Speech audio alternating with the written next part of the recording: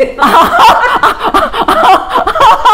하다 보니까, 강조하다 보니까 내가 죄송합니다, 구독자님들. 그럴 의도가 아니었습니다. 밤에 자다가 종아리 이렇게 쥐나가지고 나 죽을 뻔했다 이런 경험들 있으시죠? 이게 종아리 근육이 꼭 이렇게 꽈배기처럼 막 꼬이면서 뭉치는 느낌.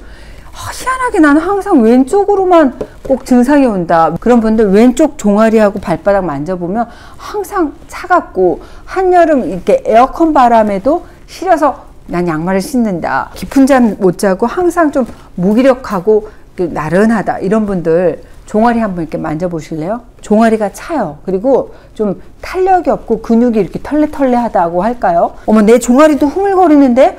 이런 분 오늘 주목하십시오. 두 가지 알려드립니다. 첫 번째, 종아리 마사지입니다. 저는 매일 5분씩 이거 합니다.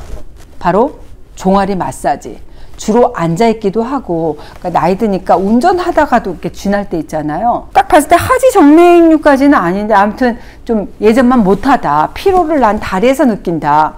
내 종아리 이렇게 만졌을 때 좀 차고 좀 흐물거리는 종아리다. 걸핏하면 쥐난다. 이런 분들 종아리 한번 유심히 관찰해 보세요. 세 가지 특징이 있습니다. 하체 실핏줄이 보여요. 다리가 붓고 종아리 쥐가 잘 나요. 그리고 종아리가 가늘고 잘 넘어지는 이런 특징이 있습니다. 이 종아리가 보내오는 신호를 무시하면 안 된다. 단순히 필요한 것? 아닙니다.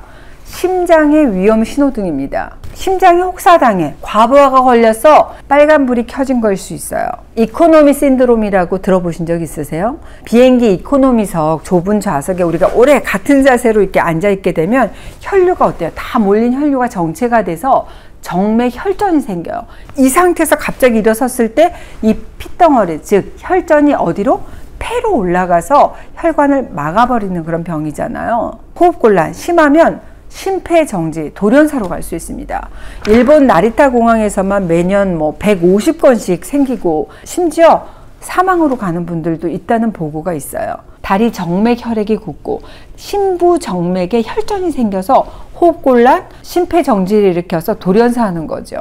그래서 종아리는 제2의 심장이다라고 말하는 겁니다. 이 종아리 근육에서 우리 아래에서 모인 혈액을 위쪽으로 펌프질하는 그런 기능이 있거든요. 펌프질을 해서 말초 혈액을 심장으로 올려줘야지 이 심장의 부담이 줄어듭니다. 우리가 잘 때는 심장도 쉬어줘야 되는데 이 하체 근육이 받쳐주지 않잖아요. 그러면 쉬고 있던 심장이 또다시 펌프질을 해야 되잖아요. 이러면 휴식하던 심장이 다시 일을 해야 되기 때문에 심장에 과부하가 생기죠. 이 종아리 하루 5분씩만 주무르잖아요. 혈액순환도 잘 되고 어머 잠도 잘 오네. 특히 직업상 오래 서 있는 분들, 또 운동 잘 못하시는 분들, 이런 분들일수록 어디에? 종아리에 신경을 써야 된다. 환자분이 오셨어요. 한쪽 종아리가 유독 아프고 붓고 근육통인 줄. 그래서 침치료, 주사치료 하러 다녀도 잘 안 낫고. 근데 그 원인이 어디 있었냐? 정맥 혈전이었어요. 이 다리의 정맥에는 판막이 존재하거든요. 중력을 거슬러 올라가야 되는 혈액을 돕기 위해서 얇은 판막이 존재합니다. 혈전, 그러니까 응고된 핏덩어리가 정맥을 막아요. 그래서 다리가 붓고 통증이 일어났던 거죠. 이걸 우리가 심부정맥 혈전증이다 이렇게 얘기를 해요. 근데 만약에 이 혈전이 이동을 해서 심장을 통해서 폐동맥을 막잖아요. 그럼 호흡곤란으로 오는 거예요. 폐색전증이다라고 얘기를 합니다. 이거는 급사로 이어질 수도 있는 치명적이라고 할 수 있습니다. 말씀드린 이 환자도 응급실에 갔을 때 폐CT에서 폐혈전이 발견됐다. 그러니까 경증의 폐색전증이었던 것 같아요. 필터 삽입 시술을 받았다는 말씀을 하셨거든요. 필터가 혈전을 걸러내서 폐혈관이 막히는 것을 좀 막아주는 그런 의도겠지요.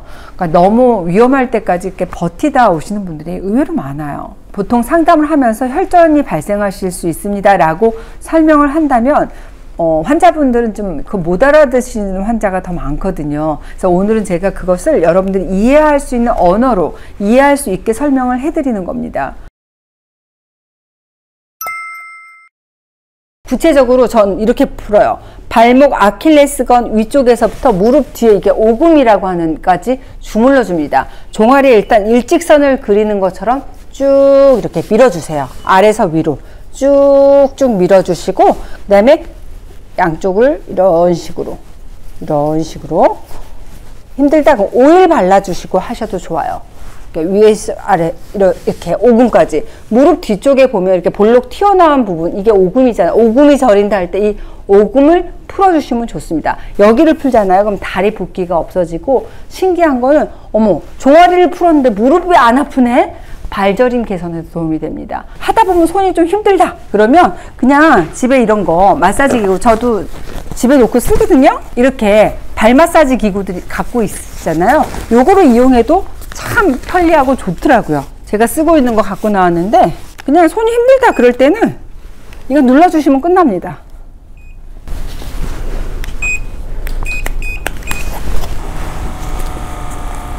너무 세? 아니요, 진짜 싫어. 너무 셀카 걱정이다 진짜.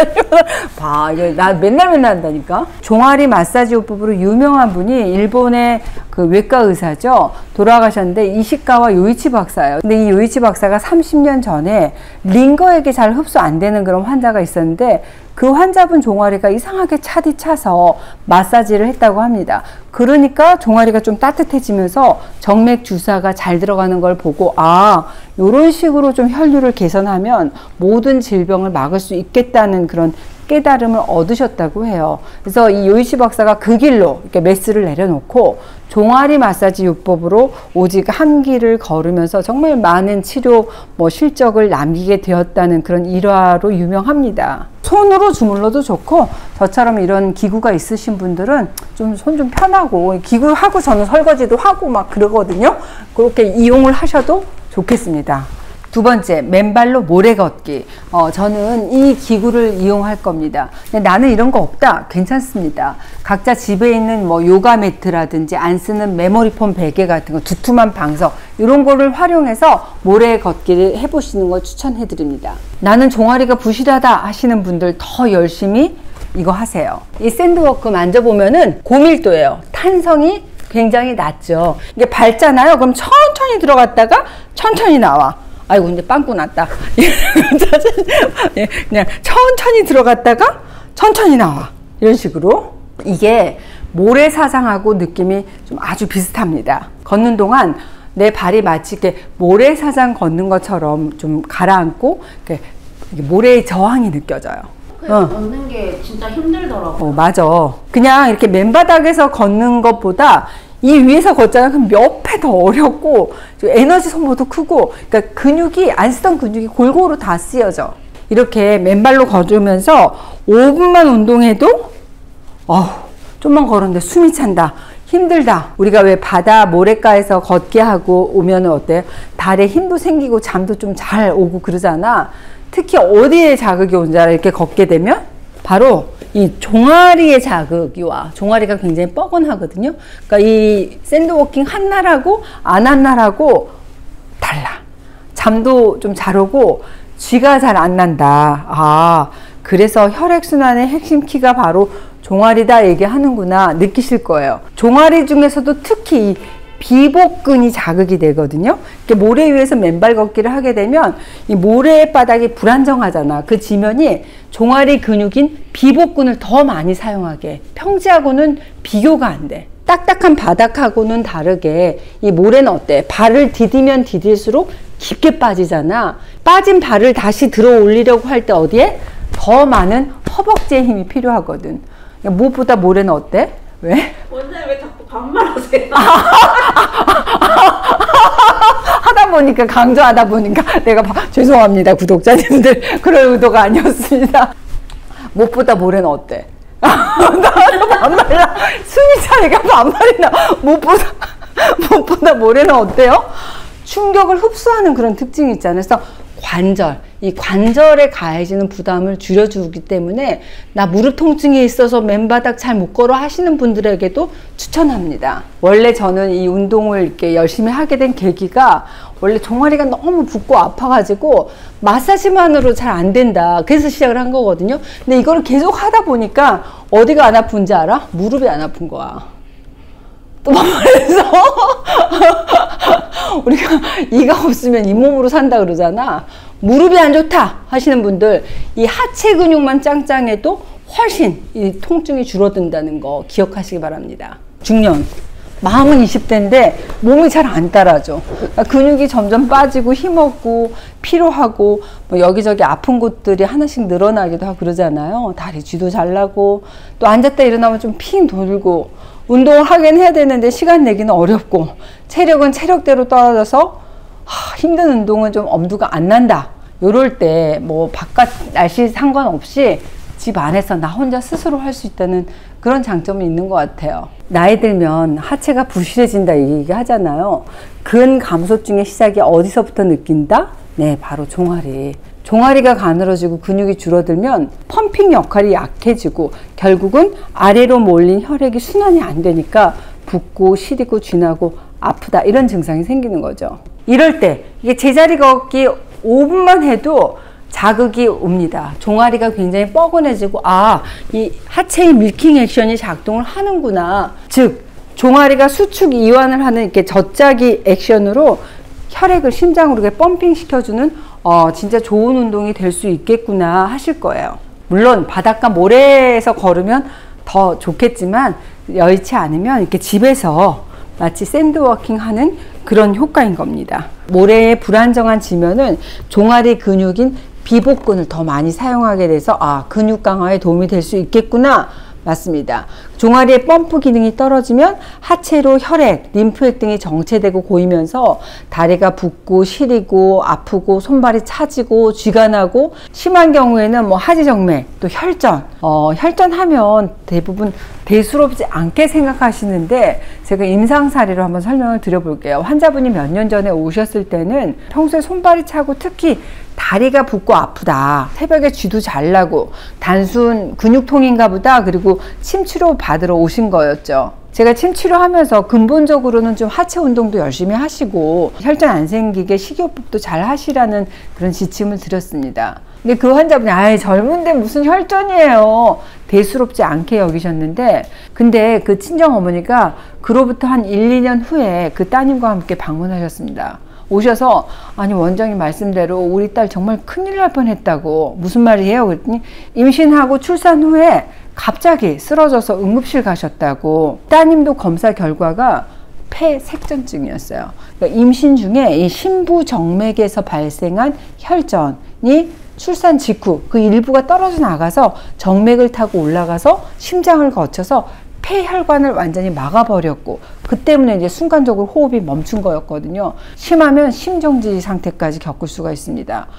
건강했던 사람을 30분 만에 위험에 빠뜨렸다고 순간적으로 호흡이 멈추고 심정지까지도 왔을 만큼 위험합니다. 근데 이 따님이 임신 기간에 나는 좀 오른쪽 다리만 붓고 누르면 막 다리가 오목하게 들어가가지고 몇 분 동안 안 나와서 또 새벽에는 쥐가 잘 나고 근데 그거 대수롭지 않게 설마 그게 혈전이라고는 생각을 못했던 거죠. 임신하면 당연히 다리가 붓는 거겠지 그걸 혈전이다라고 생각을 못했다는 거예요. 이렇게 임신으로 움직임이 줄고 또 호르몬 변화가 생기는 임산부는 혈전증 조심하셔야 됩니다. 또 임신과 상관없이 10대, 20대 젊은 여성분들 이 혈전 때문에 거의 10만 명당 한 5명 정도가 되거든요. 근데 임신을 하게 되면 그거 더 증가하는 거죠. 임신을 하든 피임약을 먹든 우리 몸에 에스트로겐 농도가 올라가잖아요. 이게 올라가게 되면 원래 이 혈전이 잘 생겨요.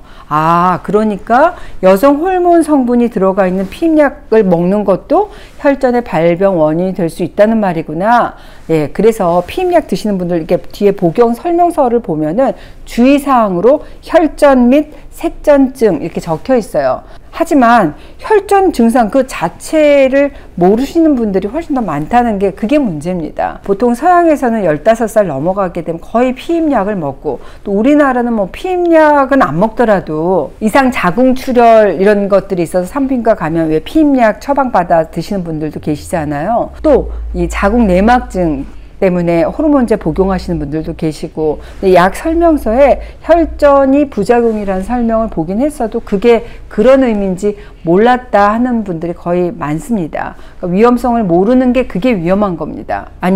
다리의 혈관, 이 혈전 쪼가리가 내 폐를 막으리라고는 누가 생각을 할까요? 너무 무섭다. 이 혈전이 어디로 가느냐에 따라서 이게 뇌로 가면 뇌경색이 되고 그런 거잖아요. 중요한 거는 혈액순환이다. 아무튼 아무튼 순환이 그만큼 중요하고 혈전을 가볍게 생각하면 안 된다. 심혈관 질환의 위험 증가로 이어질 수 있다는 사실을 좀 기억하시고 내가 혈전 같은 거 생기기 전에 미리미리 열심히 어떻게? 종아리 근육도 건강하게 관리하고 혈관을 맑게 하는 식이요법 하시고 내 몸에 보내오는 여러 가지 신호등을 관찰하는 게 중요합니다. 종아리가 건강하면 혈액순환에 좋다. 오늘부터 튼튼한 하체 순환 잘 되는 종아리, 하체 만들어 보시자고요. 오늘도 해밀리 하세요.